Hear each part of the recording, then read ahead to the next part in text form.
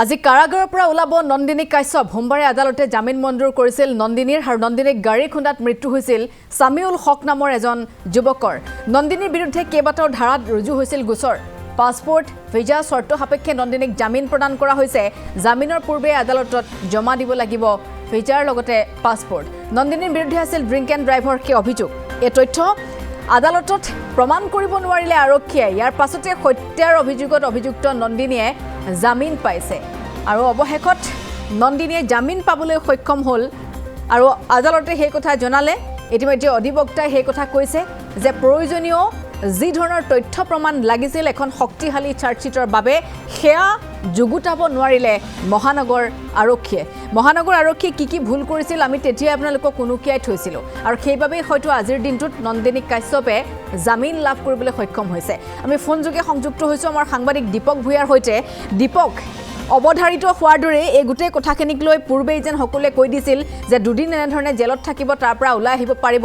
105 KG ধাৰা আচলতে সংযুক্ত কৰা হৈছিল তাৰ কোনো ধৰণৰ অৰ্থ নাই বুলি কালিৰ দিনটোৰ অধিবক্তাগৰাকীয়ে কৈ দিলে তাৰ কোনো তথ্য প্ৰমাণ যুগুতাব নোৱাৰিলে ড্ৰিংক এণ্ড ড্ৰাইভৰ কথা বতৰাখিনি আছিল আৰক্ষীয়ে তাতেই কি কৰিলে সেয়া সকলোৱে দেখিছিল 24 ঘণ্টাৰ পাছত আৰক্ষীয়ে তাৰ কোনো ধৰণৰ তথ্যৰ প্ৰমাণ যুগুতোৱাৰ চেষ্টাও নকৰিলে যেহেতুকৈ নিশাৰ ভাগত নন্দিনীক লগে লগে আৰক্ষীয়ে কৰায়ত্ব কৰিব নোৱাৰিলে আৰু সেইবাবে হয়তো আজিৰ দিনটোত মুকলি আকাশৰ তললৈ ওলাই আহিবলৈ সক্ষম হ'ব নন্দিনীয়ে কিন্তু সেই পৰিয়ালটো আজিও সেই পৰিয়ালটোৰ চকুৰ আচলতে চকুপানী শেষ হোৱা নাই সামিউলৰ মাতৃয়ে আজিও কান্দি আছে আজিও কৈছে যে পুত্ৰক হেৰুৱাই পেলালে গতিকে সন্মুখী দেখা দেখিকৈ এটা এক প্ৰকাৰ হত্যাকাণ্ড বুলি ক'ব বিচৰা আৰু তাৰ পাছত এতিয়া এইকেইটা দিন পাৰ নহওঁতে আকৌ নন্দিনীয়ে জামিন পাব এয়া আদালতৰ এটা প্ৰক্ৰিয়া সেয়া জামিন পাইছে সেয়া ঠিক আছে কিন্তু আৰক্ষীয়ে ক'ৰবাত নহয় ক'ৰবাত যে ভুল কৰিলে সেই কথা আকৌ এবাৰ প্ৰমাণিত হ'ল দীপক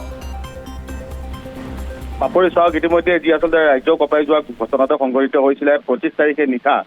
পুৱতি নিশা সংঘটিত হৈছিলে গোটেই ঘটনাটো সেইদিনাখন যিটো নন্দিনী কাশ্যপ আহি থকা যিখন বলেৰো বাহন সেই বলেৰো বাহনৰ খুন্দাত এজন যুৱকৰ মৃত্যু হৈছিলে যুৱকজনৰ নাম হৈছিলে সামিউল হকৰ মৃত্যুৰ পিছতে এটা ছ'চিয়েল মিডিয়াত এটা ভিডিঅ' ভাইৰেল হৈছিল আৰু ভিডিঅ'টো ভাইৰেল হোৱাৰ পিছতে দল সংগঠন তথা সংবাদ মাধ্যমৰ তৎপৰতাত গোটেই সমগ্ৰ ঘটনাটো পোহৰলৈ আহে আৰু পোহৰলৈ অহাৰ পিছতেই আৰক্ষীয়ে তৎপৰতা দেখুৱাইছিলে কাৰণ তেতিয়া এটা কথা অভিযোগ উত্থাপন কৰিছিলে যে নন্দিনী কাশ্যপে সুৰাপান কৰি আছিলে আৰু সুৰাপান কৰি বাহন চলোৱাৰ কথা সেই সময়ত এটা অভিযোগ উত্থাপন হৈছিলে আৰু সেই অভিযোগ উত্থাপন হোৱাৰ পিছতেই যিহেতু দল সংগঠনৰ লগতে সংবাদ মাধ্যমৰ যি হেঁচা আছিলে হেঁচাৰ পিছতে আৰক্ষীয়ে গোচৰ ৰুজু কৰাৰ পিছত যিটো নন্দিনী কাশ্যপক আচলতে গ্ৰেপ্তাৰ কৰাৰ পিছত যিসমূহ আচলতে প্ৰাৰম্ভিক তথ্যসমূহ যিসমূহ গোটাব লাগিছিলে বা তেওঁলোকে যুগুত কৰিবলৈ সক্ষম হোৱা নাই বুলি ক'লেও আচলতে ভুল নহ'ব কিয়নো সুৰাপান কৰি যিটো সময়ত আছিলে বাহন চলাইছিলে তাৰ পিছত গোটেই ঘটনাটো প্ৰায় দুদিন পিছত যেতিয়া সামাজিক মাধ্যমত গোটেই আচলতে ভিডিঅ'সমূহ যেতিয়া ভাইৰেল হোৱাৰ পিছত গোটেই ঘটনাটো পোহৰলৈ আহিছিলে আৰু সেইদিনাখন যিহেতু নন্দিনী কাশ্যপক তাৰ পিছত থানালৈ তলব কৰা হৈছে তেওঁক সোধা পোছাৰ কাৰণে মাতি অনা হৈছিলে তাৰ পিছত কিন্তু কোনো ধৰণৰ আচলতে সেইদিন নিশা যে আচলতে সুৰাপান কৰি আছিল তাত আচলতে যিসমূহ আচলতে স্বাস্থ্য পৰীক্ষা কৰাৰ পিছতে এই গোটেই ঘটনাটো আচলতে পোহৰলৈ নাহিছিলে ইতিমধ্যে যোৱাকালি যিগৰাকী আচলতে অধিবক্তাগৰাকী আচলতে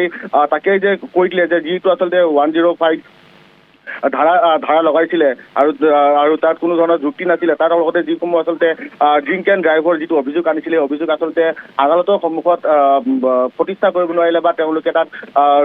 প্ৰতিষ্ঠা কৰিব নোৱাৰিলে সেইবাবে হয়তো নন্দিনী কাশ্যপে পুনৰ যি আচলতে কাৰাগাৰৰ পৰা আজি মুকলি আকাশৰ তললৈ আহিব কিয়নো বৰ্তমান যিহেতু কালি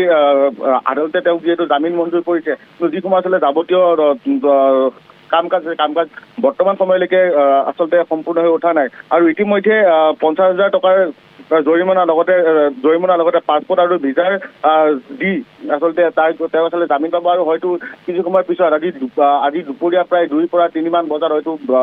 যিসমূহ আচলতে আদালতৰ যিসমূহ কাম কাজ সম্পূৰ্ণ হোৱাৰ পিছত যি কেন্দ্ৰীয় কাৰাগাৰ আছে কেন্দ্ৰীয় কাৰাগাৰত আহি পোৱাৰ পিছতে যিসমূহ যাৱতীয় নথিপত্ৰসমূহ আহি পোৱাৰ পাছতেই যি আচলতে নন্দিনী কাশ্যপ মুকলি আকাশত ওলাই যাব পাৰিব কিন্তু এইখিনিতে এটা কথা আচলতে যিসমূহ সাধাৰণ জনতা বা সাধাৰণ লোকসকল আছে তেওঁলোকৰ মনত এটাই শংকা হয় আচলতে এনেদৰে আচলতে যি দুৰ্ঘটনা সংঘটিত কৰি আচলতে এজন যুৱক মৰি যোৱাৰ পিছতো কেনেদৰে মুকলি আকাশৰ তললৈ আহিব পাৰিলে তথা যিসমূহ আচলতে যাৱতীয় তথ্য আছিলে যিসমূহ এভিডেন্স আছিলে সেই এভিডেন্সসমূহ কিহৰ কাৰণে আচলতে আৰক্ষীয়ে তদন্ত কৰি যি আচলতে তদন্ত কৰি তেওঁ কিহৰ কাৰণে আচলতে যিসমূহ আচলতে আদালতৰ মজিয়াত পঠিয়াই নিয়াব নোৱাৰিলে সেইসমূহ হৈছে এতিয়া এই ক্ষেত্ৰত লক্ষণীয়। যিটো কথা আচলতে সকলোৱে সৰ্বত্ৰ চৰ্চা হৈ আছিলে যে দুদিন বা 1 মাহ বা 1.5 মাহ তেওঁ কাৰাগাৰৰ ভিতৰত থাকি পেলাই পুনৰ জামিন লৈ বা পুনৰ বেল লৈ পেলাই মুকলি আকাশলৈ ওলাই আহিব, সেইটো কথা যি সৰ্বত্ৰ আচলতে চৰ্চা হৈ আছিলে বা সকলোৱে মুখে মুখে সেই কথা ওলাই আহিছিলে, সেই যেন কথাই পুনৰবাৰ আচলতে সত্য প্ৰমাণিত হৈছে।